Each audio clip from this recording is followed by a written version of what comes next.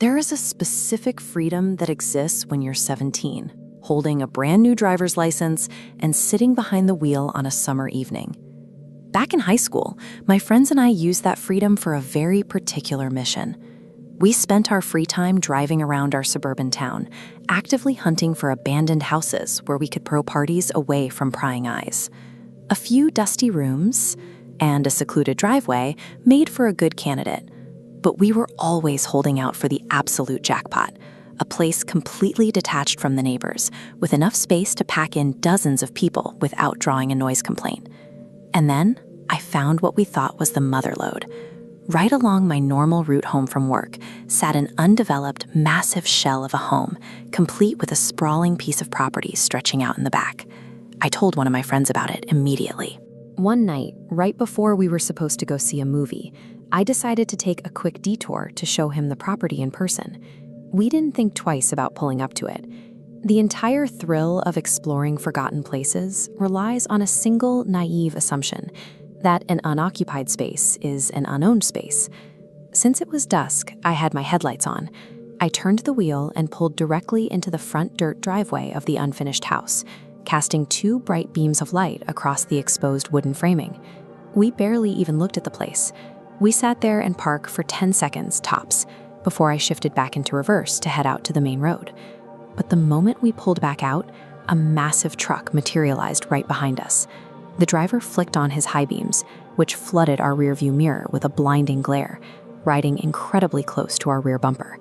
Inside the car, the atmosphere instantly dropped. My friend and I clearly niced what was happening, but we stayed completely silent, pretending it was a coincidence so we wouldn't escalate the situation.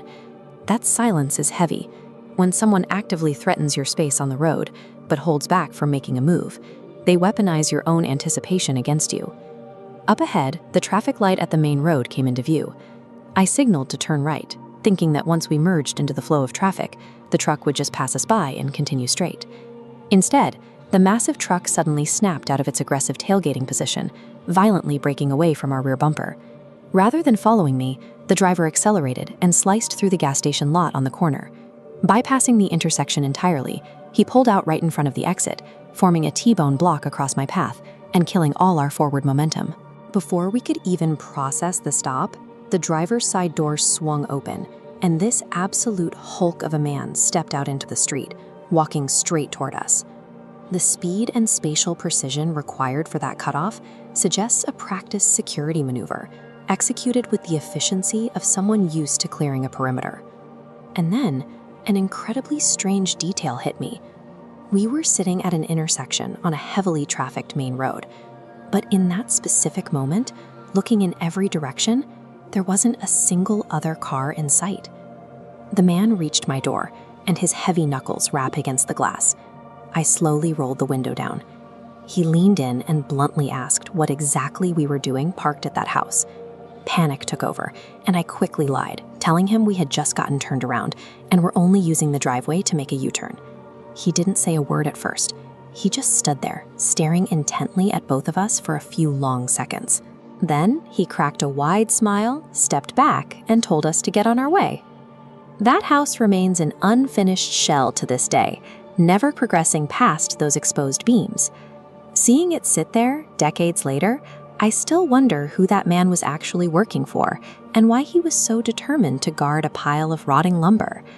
It's an easy mistake to look at boarded windows and overgrown lawns and see an empty playground, but you can never assume an abandoned space is truly vacant. The places you choose to hide out in might already belong to someone waiting quietly in the dark.